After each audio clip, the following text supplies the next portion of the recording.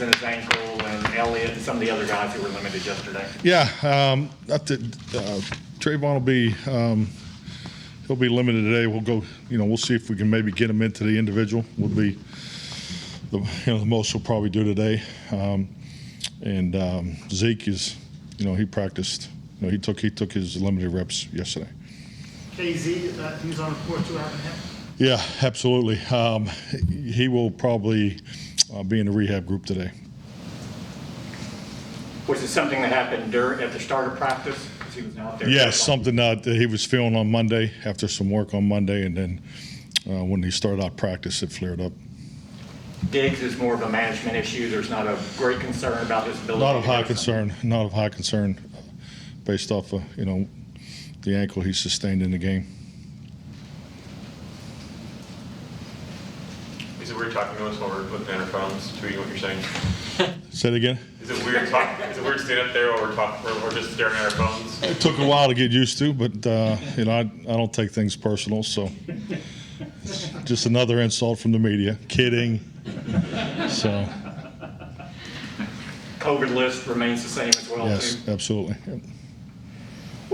We talked to you quite a bit about. We asked you about matchups with other players, but in matchups with coaches, with someone like Belichick, who has such a long history of targeting what an offense does and taking it away, do you spend more time in that, or can you spend too much time and outthink yourself? Can you just talk about it going against someone who has a long history of doing something? Well, I think it's an excellent point, and I think you can do both. You can spend, too much time, trying to focus on, how they're going to adjust and what they're, how they're going to play as far as how they're, where they're going to tilt the coverage and, particularly the matchups up front, all the way through. So, really, our process is the same, the way it's been for my whole head coaching career. I mean, we start on the opponent on Mondays, just with our players. So we've had a chance to do the overview.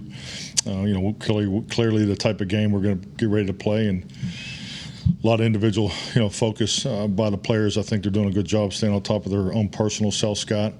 And Wednesday, Thursday is install day. So we'll put it in the red zone, backed up, short yards, goal line, and all that today, and we'll get it. And then at the end of the week, we need to really focus on how we're going to play the games, because at the end of the day, they're the opponent, and it's an excellent opponent, and they do a great job of testing you schematically, their offense, and their ability to play downhill football, favorable down and distance. There's going to be some level of deceptive in the game. You're going to see that on a certain level, and and I think the way they challenge you defensively. So it's football. They're going to. They create for a great challenge. I think playing up there later in the day, and we're looking forward to this opportunity. Every NFL offense, I'm sure, does cut blocking, including your guys' on occasion. The Patriots do it more, including with their offensive linemen. How has it been this week so far preparing for that, and what are your views about cut blocking? Cut blocking is a variation of blocking. It's still part of the game.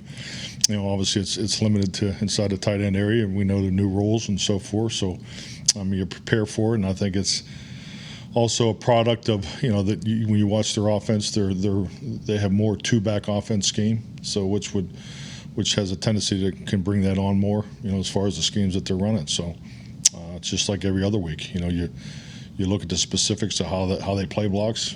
How they attempt to block, and to me it's all part of the fundamental challenge. Defensive linemen, I know you're not one, but do you guys kind of hate that when, even though it is part of the game, but someone diving at your knees doesn't sound especially fun?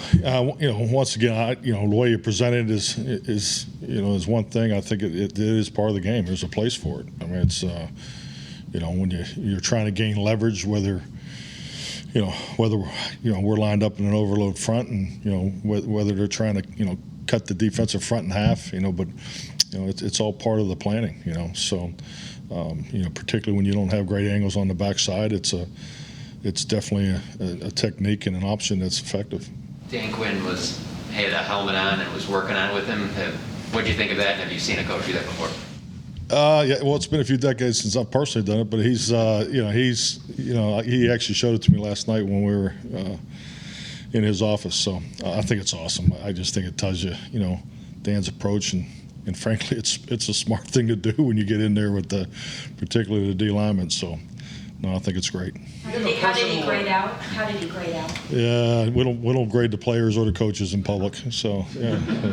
Do you have a personal coaching philosophy about injured starters getting their job back when they are healthy? Yeah, I think, like anything, a lot of this is there's circumstances to any personnel decision. I think you have to be open and honest about that.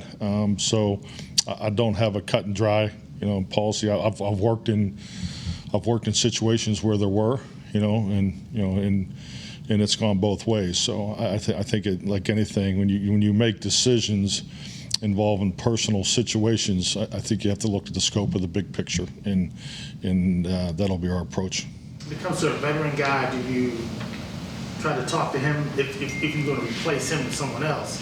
Is that more of a delicate situation because he is a veteran? Yeah, definitely.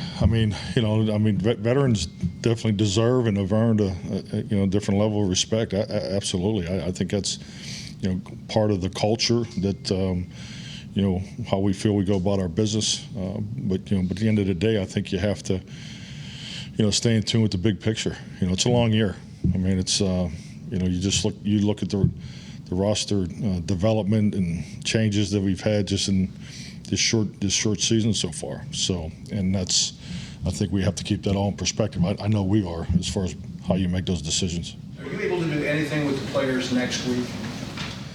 Are you able? Well, there's some limitations and so forth. Yeah, so we're going to work Monday with the players. What's the history of your state program in terms of when did it start, and how can you detail maybe how it's evolved since then in terms of how it's different today than it was when it first began? You mean when did it start for how we implemented it into our season or off season? Something that you did in Green Bay, and so just from Yeah. Okay. Yeah. It started I think back in 2014, if I remember correctly, the year. Something that was researched for a couple of years. Frankly, personally, I wasn't comfortable doing it. We were having success as a team, and the schedule that I was on is something I was very comfortable with, and felt like our guys did a really good job with it. But I think you have to be really honest and open with everything you do, and I know after every season, through the exit interviews, how can we evolve? The offense has got to evolve, the defense has got to evolve. Are we getting the players every possible resource that they need to be successful on and off the field? So that was really the root of the conversation, and how was it developed. I give Mark Lavatt, the strength coach in Green Bay, a ton of credit because he did the big bulk of the research and was a huge proponent of it. And frankly, once I got comfortable with it, and we made the change, and and you trust your veteran players, different than our player council does a really good job communicating. You trust their feedback, and guys have been extremely positive about how they feel going into the game, actually the game day. So, the schedule that was here before was something that I was familiar with. I grew up with that schedule, with Marty Schottenheimer in the 90s, and a little bit. Jim Hazlitt took it a different variation of it. So, I just think like anything, the longer you do this, you got to stay open to potential change. That's the best thing for your team. And I clearly am a huge believer in the schedule and a huge believer in the state program because I've seen the results. I've seen the results, with the fatigue injuries being reduced.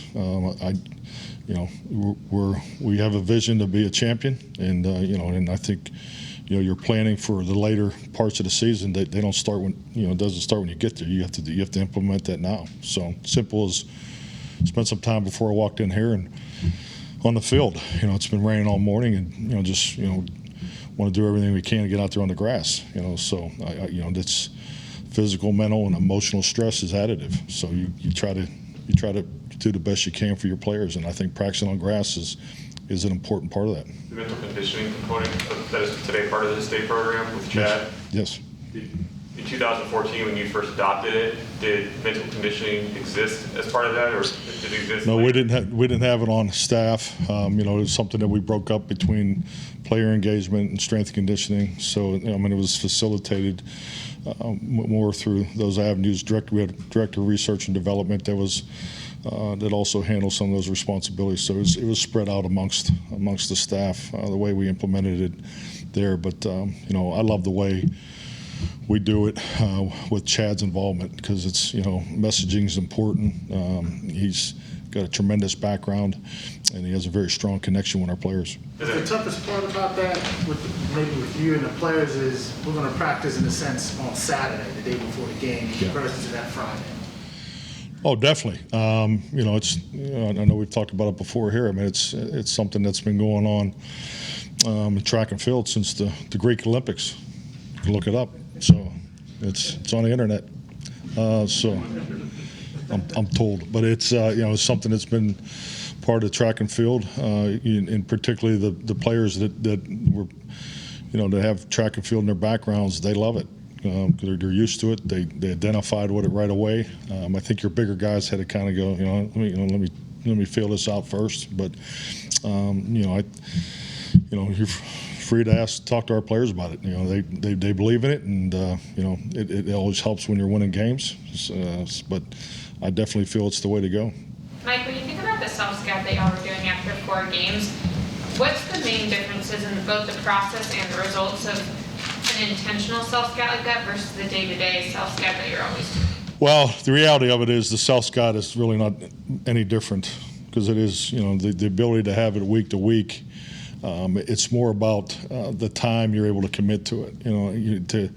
To commit a 30-minute meeting after week 1 or 2 is probably not as beneficial than it would be after 4 or 5. Because it's just like anything. We all have tendencies. Everybody has a fastball, curveball, and you got to have a changeup. So that's something that our guys do a really good job of staying in touch with. And you don't get to throw as many pitches in the first 2 games as you would after a 4-game series. So there's the volume part of it is part of that self-scout evaluation. But our ability as coaches, it's a weekly process. It doesn't change. Like, we don't wait to the bye week and go, okay, hey, we're gonna have a big self-scout week. That's done every, that's what Monday nights are about for us as a staff. It's just do you have the time to utilize the information and have more application into your training is, I think, why. I know I do, but I think it's why coaches probably make a bigger deal out of it after 4 weeks, or when there is a bye week and you have more time to utilize it. What's that balance when you're talking to players, not just about what they can get better at, but not tipping opponents off with their tendencies of wanting to eliminate those, but not getting them so in their heads? I think the biggest thing is, every place is different, every program's different. I'm a huge believer in you can't watch enough video, and if you get to a point where you think you need to watch more, make sure you watch yourself. I think our players do a tremendous job of it. I think the professional athletes in today's professional sports do a tremendous job of. No one knows their body better than they do, and I think you just look at the training and the way these guys come into the league out of college, what they're exposed to compared to 20 years ago. So it's just a constant reminder to make sure that they know themselves and what they put on film, and know what the other guy's watching. So and that's important, and it'll help them a couple plays a game. I believe that. I know Chad, much of his messaging is designed to cater to players. So he's trying to, instill whatever messaging he has for them. But as a coach, have you been able to pick up on any of the things that he said and apply it to yourself? Has anything that he said been personally of use to you? Well, Chad's messaging is in line with the whole program's messaging. It's all tied together. So we're all coaches, players, support staff. We all have the benefit of learning from his education level. his ability to communicate and articulate the message of the week, in his opportunity with the players. Yeah, so it's not just I'm helping the players deal. I mean, it's coordinated. He does a tremendous job. Roxanne in our video department does a tremendous job. So all those things are coordinated. Given the weather's changing here, going to a colder place this weekend, you got a bye week, then the following week you go to Minnesota, even though it's indoor. How much do you talk to your guys or have the medical staff say, hey, let's be a little bit careful now? Love it. No, I love it. That's why we want to get outside today in the mist. I mean, this will be great. Smells like football, love AT&T Stadium, but it's playing on the grass it's fun. I'm really looking forward to going to New England. Thank you.